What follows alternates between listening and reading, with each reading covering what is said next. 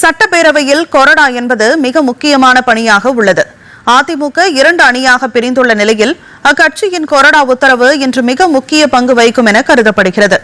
கொறடா என்பவர் யார், அவரது செயல்பாடுகள் என்ன என்பதை பற்றி இப்போது பார்ப்போம். அரசியல் கட்சியின் சட்டமன்ற அல்லது நாடாளுமன்ற உறுப்பினர்கள் சபையில் எந்த மாதிரியான முடிவை எடுக்க வேண்டும், முக்கிய வாக்கெடுப்புகளில் எப்படி வாக்களிக்க வேண்டும் என்று கட்டளையிடுபவரே கொறடா ஆவார்.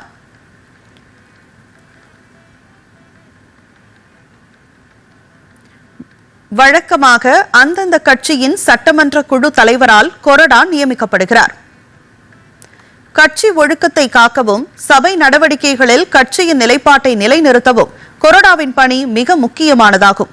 கொறடா உத்தரவை மீறி கட்சிக்கு எதிராக வாக்களித்தால் கட்சி தாவல் தடை சட்டத்தின் கீழ் அந்த உறுப்பினர் தனது பதவியை இழக்க நேரிடும்.